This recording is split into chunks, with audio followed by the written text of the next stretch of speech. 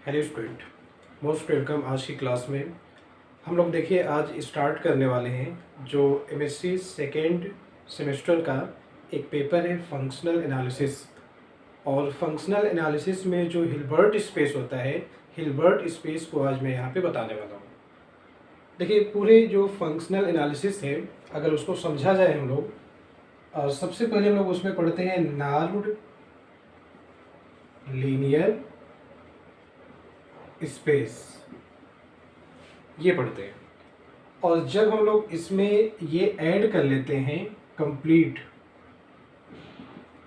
यानी कोई भी नार्म्ड लीनियर स्पेस आपका कंप्लीट होता है तो तुरंत हम लोग उसको बोलते हैं बनाक स्पेस। फिर जैसे आधा पोर्शन तो ये है, इसके बाद जो अगला हिस्सा इसका है वह होता है, पहले हम लोगों को पढ़ना रहेगा इनर प्रोडक्ट स्पेस। अच्छा, इनर प्रोडक्ट की स्पेस के बारे में आप बीएससी सेकेंड ईयर में लीनियर अलजेब्रा में पढ़े होंगे। तो इनर प्रोडक्ट स्पेस पहले मैं आपको यहाँ पे बताऊंगा कि होता क्या है। फिर कोई भी इनर प्रोडक्ट स्पेस आपका कंप्लीट हो जाए तो उसको बोला जाएगा हिल्बर्ट स्पेस। देखिए, नार्म्ड लीनियर स्पेस जब कंप्लीट होता है तो उसको बनाक स्पेस कहते हैं, और ऐसे जब इनर प्रोडक्ट स्पेस आपका कंप्लीट हो जाए तो उसी को हिल्बर्ट स्पेस कहा जाता है। तो यानी एक चीज़ क्लियर हो गई, आपके सिलेबस में मेंशन होगा हिल्बर्ट स्पेस, लेकिन हिल्बर्ट स्पेस समझने से पहले हमको समझना पड़ेगा इनर प्रोडक्ट स्पेस। तो हम लोग जानेंगे कि इनर प्रोडक्ट स्पेस होता क्या है और इनर प्रोडक्ट ये आया क्यों। तो देखिए, रीज़न ये है कि हम लोग फंक्शनल एनालिसिस को हमेशा वेक्टर स्पेस पे पढ़ते हैं, वेक्टर स्पेस पे पढ़ते हैं, और वेक्टर स्पेस को ही हम लोग लीनियर स्पेस बोलते हैं। तो देखिए, जो आपका नार्म्ड लीनियर स्पेस होता है, इसमें जो हम लोग नार्म फंक्शन डिफाइन करते हैं, नार्म फंक्शन क्या डिनोट करता है? नार्म फंक्शन आपका किसी भी वेक्टर x का, x सपोज कोई वेक्टर है, तो उस वेक्टर का ओरिजिन से जो डिस्टेंस होती है उसी का जनरलाइजेशन है NAARM function.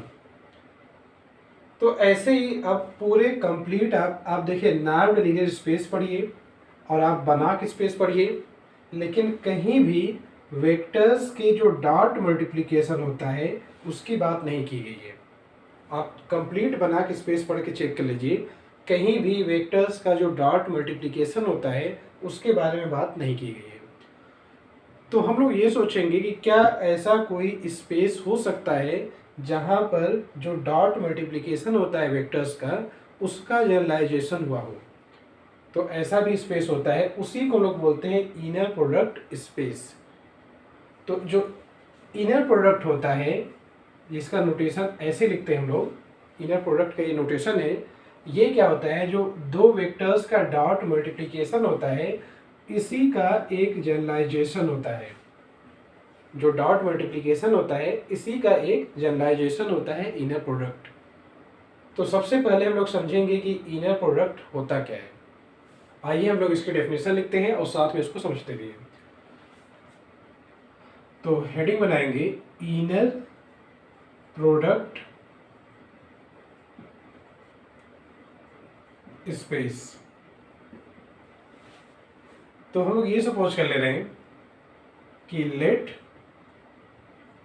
Capital X denote vector space over the field of complex. Capital X क्या डिनोट कर रहा है? ये एक वेक्टर स्पेस को डिनोट कर रहा है, ऐसा वेक्टर स्पेस जिसकी फील्ड क्या है, कॉम्प्लेक्स नंबर की हो। अच्छा, फील्ड अगर रियल नंबर की हो जाएगी तो आगे मैं आपको बताऊंगा कि क्या करना होगा। तो x तो मैंने ये बता दिया, फिर हम लोग आगे लिखेंगे ए फंक्शन। एक फंक्शन है जिसका नोटेशन ये है, इसको इनर प्रोडक्ट हम लोग बाद में पढ़ेंगे। तो एक फंक्शन है जिसकी डेफिनेशन है, ये इसका डोमेन x क्रॉस x से किस पर होगा, फील्ड पर यानी C पर। तो एक फंक्शन है जो x क्रॉस x से C पे डिफाइन किया जा रहा है और ये फंक्शन कुछ कंडीशन को सेटिस्फाई कर जाए। A function from x cross x to C is said to be inner product if किसी भी फंक्शन को जो x क्रॉस x से C पे डिफाइन है, आप उसको इनर प्रोडक्ट कब बोलेंगे, जब वह पहली कंडीशन इसको सेटिस्फाई करे कि x कामा x और इस पर ये फंक्शन ऑपरेट करिए, दोनों जगह एलिमेंट सेम हो। तो x का x के साथ inner product greater than or equal to 0 for all x belongs to capital X। यानी आप स्पेस का कोई भी एलिमेंट लेकर उसका खुद के साथ इनर प्रोडक्ट निकालेंगे तो वह या तो 0 के इक्वल है या तो उससे ग्रेटर है। और इसी में हम लोग ये लिखेंगे एंड x का x के साथ inner product is equal to 0 if and only if x is equal to 0 vector. तो पहली कंडीशन ये हुई। सेकेंड कंडीशन क्या है कि x का y के साथ इनर प्रोडक्ट और y का x के साथ इनर प्रोडक्ट, तो इसके बीच में ये रिलेशन होगा कॉम्प्लेक्स कॉन्जुगेट। यानी अगर x का y के साथ इनर प्रोडक्ट है, आप y को पहले लाना चाह रहे हैं, x को बाद में, ऑर्डर चेंज करना चाह रहे हैं, तो ऊपर आपको कॉन्जुगेट लगाना होगा। इसको बोला जाता है, इस प्रॉपर्टी का नाम है कॉन्जुगेट सिमेट्री। इसको हम लोग बोलते हैं कॉन्जुगेट सिमेट्री। देखिए सिमेट्री प्रॉपर्टी क्या होती है कि अगर आप x और y को इंटरचेंज कर लेंगे तब ये कहा जाता है कि x और y में सिमेट्रिकल है। लेकिन ओनली x y को चेंज नहीं कर रहे, ऊपर आपको कॉन्जुगेट भी लगाना पड़ता है, तो इसको बोला जाएगा कॉन्जुगेट सिमेट्री। एक प्रॉपर्टी और है थर्ड। अच्छा, जब हम लोग इनर प्रोडक्ट का नोटेशन ऐसे लिखते हैं तो दो सिंबल लिखते हैं, जैसे एक सिंबल x है और अगला सिंबल y, तो बीच में कामा लगाते हैं। तो कामा से जस्ट पहले वाला जो होता है उसको फर्स्ट वेरिएबल बोलते हैं और कामा के जस्ट बाद वाला जो वेरिएबल होता है उसको सेकेंड वेरिएबल बोलते हैं। तो जो फर्स्ट वेरिएबल है, यानी ऐसे लिखें alpha x plus beta y और बाहर फिर आगे कामा के बाद z, ये लिखें। यानी जो फर्स्ट वेरिएबल है जो कामा से पहले है उसमें दो वेक्टर्स का लीनियर कॉम्बिनेशन है। तो अगर ऐसा होगा तो डेफिनेशन ये कहती है कि जो स्केलर होगा वो पहले हो जाएगा, अल्फा पहले हो जाएगा और x और z एक साथ आएगा, यानी x का इनर प्रोडक्ट z के साथ। फिर ऐसे बीटा पहले हो जाएगा, बीटा को बाहर लिखेंगे हम लोग, और फिर y का इनर प्रोडक्ट z के साथ। तो एक फंक्शन था जो x क्रॉस x से फील्ड पे डिफाइन था और ये इन तीन कंडीशन को होल्ड कर रहा है। जब इन तीनों कंडीशन को होल्ड कर जाएगा तो इस फंक्शन को इनर प्रोडक्ट बोला जाएगा। और स्पेस को पहले लिखिएगा, जो सेट है वहाँ पर उसको पहले लिखिएगा और इनर प्रोडक्ट को बाद में लिखेंगे, तो पूरे स्ट्रक्चर को एक साथ बोला जाएगा इनर प्रोडक्ट स्पेस। तो आगे हम लोग ये भी लिख लेंगे, देन या ऐसे लिख लेते हैं also x comma this function is called inner product space. तो ये तो इनर प्रोडक्ट स्पेस की डेफिनेशन हो गई। कुछ बेसिक रिजल्ट होते हैं इनर प्रोडक्ट पर, उस रिजल्ट का डेरिवेशन मैं आपको करा दे रहा हूँ। उसके बाद हम लोग आएंगे इनर प्रोडक्ट की जो एग्जाम्पल इसके कुछ करेंगे, तब जाके हम लोग बढ़ेंगे आगे हिल्बर्ट स्पेस की तरफ। तो इसको मैं रफ कर ले रहा हूँ और रफ करके कुछ एग्जाम्पल मैं आपको इस पर करा देता हूँ। तो इनर प्रोडक्ट की जो डेफिनेशन मैंने बताया था उसको मैंने रफ कर लिया है और उस पर एक बेसिक कुछ रिजल्ट हैं जिनका यूज हम लोग आगे हर जगह पे करेंगे, तो उनका डेरिवेशन हम लोग समझ लेते हैं। देखते हैं एक्स क्या है, ये एक कॉम्प्लेक्स इनर प्रोडक्ट स्पेस है। फिर पहला वेरिएबल एक्स लिखा गया है और सेकेंड वेरिएबल दो वेक्टर्स का लीनियर कॉम्बिनेशन है। तो अब ये क्या कहता है कि जो अल्फ़ा होगा उसको बाहर लेकर आएंगे तो अल्फ़ा बार बन जाएगा और x का इनर प्रोडक्ट y के साथ। ऐसे बीटा को बाहर लेकर आएंगे तो बीटा बार बनेगा और y का इनर प्रोडक्ट z के साथ। अभी जब हम लोग डेफिनेशन पढ़े थे तो वहाँ देखिए मैंने ये आपको बताया था कि alpha x plus beta y इसका इनर प्रोडक्ट z के साथ लाएंगे तो अल्फ़ा बाहर होगा और x का इनर प्रोडक्ट z के साथ। फिर ऐसे बीटा बाहर होगा और y का इनर प्रोडक्ट z के साथ। जो लास्ट वाली प्रॉपर्टी, थर्ड प्रॉपर्टी मैंने बताया था। अच्छा, इसको बोलते हैं linearity in first variable. First variable का मीनिंग मैंने बता दिया था कि जो कॉमा से पहले लिखा होता है उसको फर्स्ट वेरिएबल बोलेंगे। तो यानी जो इनर प्रोडक्ट होता है ये पहले वाले वेरिएबल में लीनियर होता है। लीनियर का सेंस जैसे कि लीनियर ट्रांसफॉर्मेशन। लीनियर ट्रांसफॉर्मेशन में भी क्या होता है कि जब मैप को ऑपरेट करते हैं एलिमेंट के लीनियर कॉम्बिनेशन पे तो स्केलर बाहर हो जाता है। तो वैसा तो यहाँ भी हो रहा है। तो इसको बोला जाता है, जो थर्ड प्रॉपर्टी वहाँ पे थी, सेकेंड को मैंने कॉन्जुगेट सिमेट्री बताया था, थर्ड प्रॉपर्टी को बोला जाता है लिनियरिटी इन फर्स्ट वेरिएबल। तो अगर देखिए स्केलर फर्स्ट वेरिएबल से बाहर आता है तो जैसा अंदर लिखा होता है सेम वैसा बाहर भी आता है।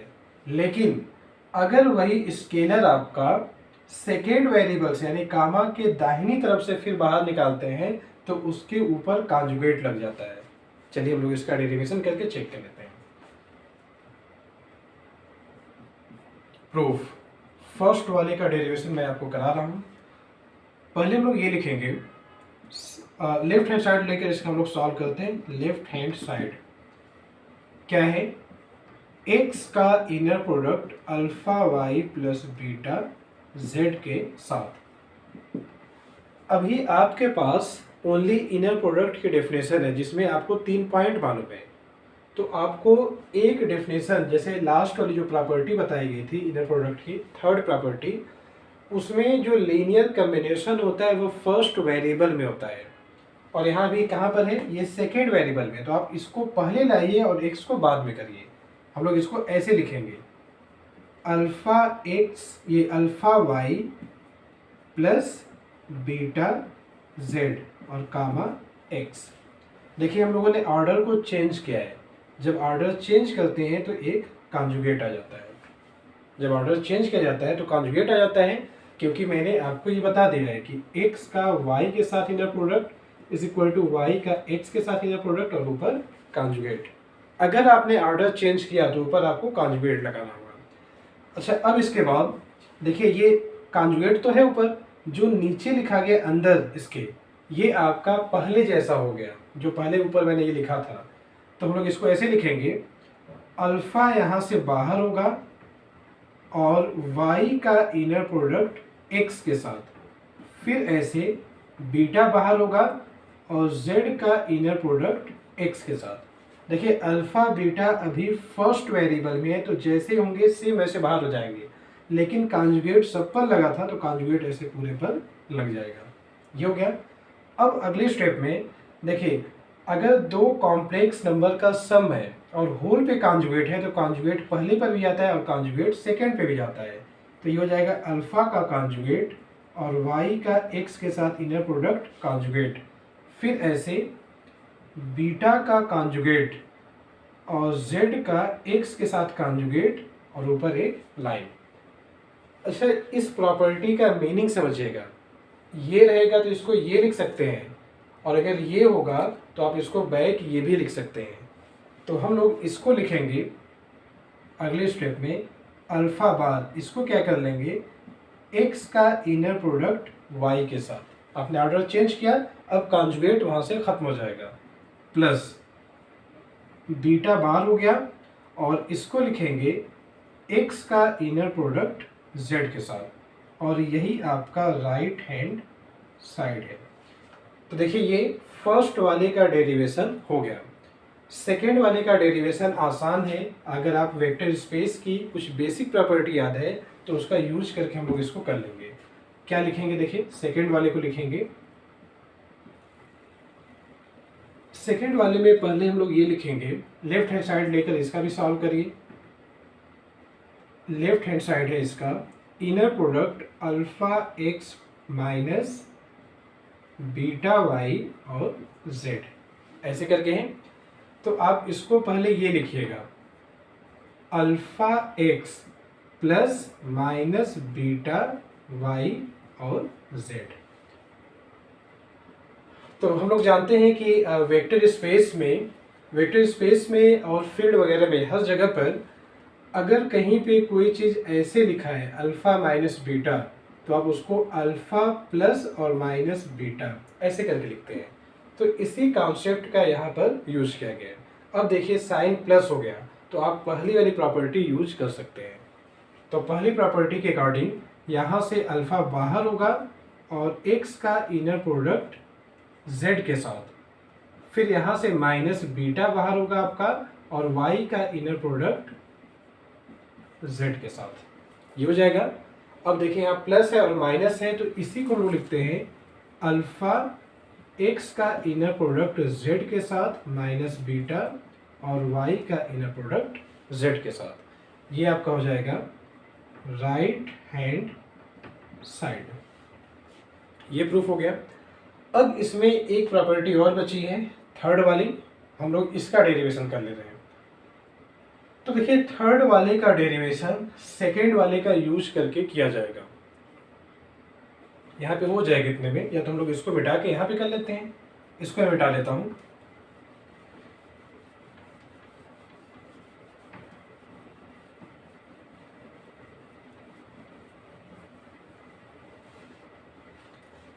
अब हम लोग प्रूफ करने जा रहे हैं थर्ड का। मैं इसको इस जीरो के इक्वल दिखा दूंगा, बाकी ये सिमिलरली आप प्रूफ कर लीजिएगा। तो हम लोग ये लिखेंगे, देखिए सिंस एक्स का जीरो वेक्टर के साथ इनर प्रोडक्ट, या तो मैं पहले इसको बता दे रहा हूँ, पहले इस वाले को बता दे रहा हूँ, तब जाके हम लोग इसको करेंगे। देखिए जीरो वेक्टर का एक्स के साथ इनर प्रोडक्ट, तो आप क्या करेंगे, इसको लिखेंगे, जीरो वेक्टर को लिखेंगे x माइनस एक्स और x, किसी भी वेक्टर में से उसी वेक्टर को माइनस करते हैं तो जीरो वेक्टर आएगा। अब जो हम लोगों ने ये वाली प्रॉपर्टी किया है उसका हम लोग यहाँ पे यूज कर लें। अच्छा, इस प्रॉपर्टी का मीनिंग देखिएगा कि अगर बीच में माइनस साइन होगा और अल्फ़ा बीटा फर्स्ट वाले वेरिएबल में है तो वे अल्फ़ा बीटा बाहर हो जाएंगे। तो यहाँ अल्फ़ा की वैल्यू 1 है और बीटा की वैल्यू -1 है। अगर यहाँ माइनस को लेकर हम लोग देखेंगे तो -1 है, अदरवाइज आप छोड़ के देखेंगे तो बीटा का आंसर 1 है। तो अल्फ़ा बीटा दोनों 1 के इक्वल है। तो इस x का इनर प्रोडक्ट x के साथ होगा, तो x का इनर प्रोडक्ट x के साथ, फिर माइनस था इस x का x के साथ, तो x का इनर प्रोडक्ट x के साथ, और ये आंसर क्या आ जाएगा 0। अब जैसे ये हम लोग लिखे हैं ना, सिमिलरली अगले स्टेप में आप क्या करिएगा, देखिए जीरो वेक्टर का x के साथ इनर प्रोडक्ट 0 है, ये हम लोग प्रूफ कर चुके हैं, ये इसके इक्वल आ चुका है। आप दोनों तरफ कॉन्जुगेट ऐसे लिखिएगा। तो जब दोनों तरफ कॉन्जुगेट लिखेंगे, यहाँ पर ऑर्डर चेंज करिए, x और जीरो वेक्टर, अब ये ऐसे हो जाएगा, और जीरो का कॉन्जुगेट क्या होता है 0। तो ये आपका सेकेंड वाला पार्ट हो गया। तो इससे आपका ये कंप्लीट डेरिवेशन हो चुका है। जो ये चीज़ था फर्स्ट, सेकेंड और थर्ड रिजल्ट, इसमें हम लोग एग्जाम में इसमें थियरम्स वगैरह जो आगे प्रूफ करेंगे तो फर्स्ट और लास्ट वाला अक्सर यूज होता है।